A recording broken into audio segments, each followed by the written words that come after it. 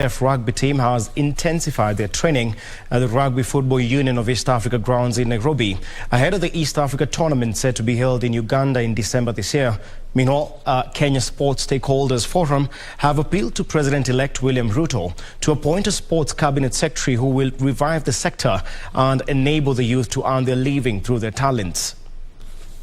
The forum, which brought together stakeholders from various sport disciplines, among them football, boxing, volleyball and tennis, assured the president-elect of their full support to ensure the multi-billion sports industry is an alternative source of employment for many Kenyan youths.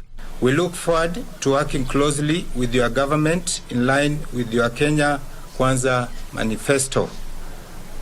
Sports is a multi-billion industry and if managed well, can change the lives of thousands of young Kenyans.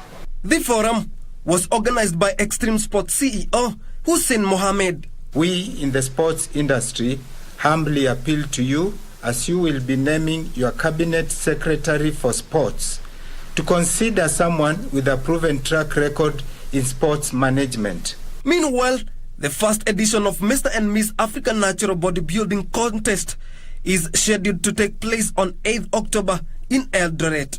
Participants were taken through some basics in seminar held at the Fitness Mania gym in Nairobi. Make new mistakes, learn from what I have made, mistakes I've made, and make new mistakes so that you're able to accelerate your success and faster. We can see maybe there is potential in you and maybe we can come up with a way of maybe improving you. Elsewhere, National Deaf Rugby Team both seniors and junior session has started their training at Rugby Football Union of East Africa grounds Nairobi, ahead of the East Africa tournament set to be held in Uganda in December this year.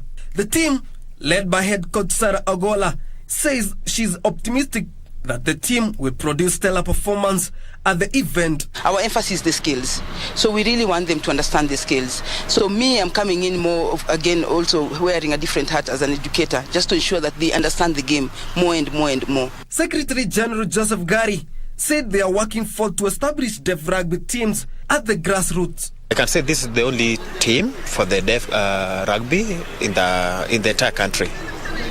But in future, if time allows, we are trying to come up with this kind of training in most of the schools for the deaf. We're hoping that when we go to World Cup, the target is only two things. Actually, the target is only one, but for us, we have to come back with that World Cup. The deaf rugby team is on the move to establish the team by training effortlessly, firmly fixed on the prize as they build their legacy slowly but sure, keeping their focus on their potential for growth.